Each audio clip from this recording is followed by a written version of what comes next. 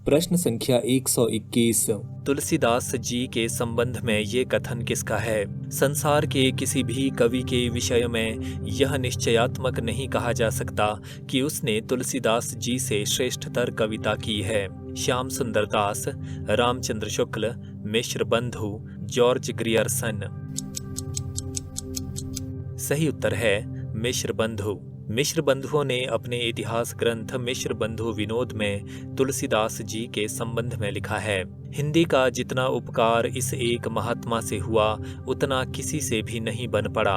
वरन यदि 2-3 अन्य महानुभावों को छोड़ दें तो दृढ़ता से कहा जा सकता है कि अन्य किन्हीं भी पूरे 1 दर्जन कवियों को मिलाकर भी एक तुलसीदास की समता नहीं हो सकती। धन्य वह समय था जब इस महात्मा का जन्म हुआ।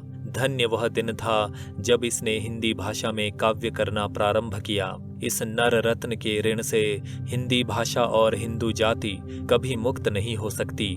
संसार के किसी भी कवि के विषय में यह निश्चयात्मक नहीं कहा जा सकता कि उसने तुलसीदास जी से श्रेष्ठतर कविता की है।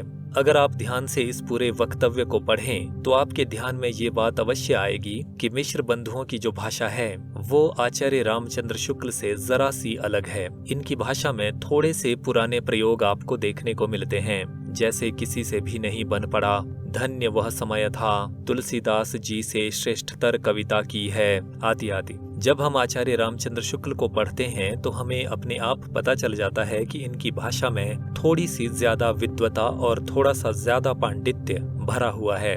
अगर हम हिंदी साहित्य से जुड़ी हुई किसी प्रतियोगिता परीक्षा की तैयारी कर रहे हैं तो हमें एक बार आचार्य रामचंद्र शुक्ल का इतिहास पूरा पढ़ लेना चाहिए और मिश्र बंधुओं के मिश्र बंधु विनोद का भी 1 आध भाग पढ़ लेना चाहिए।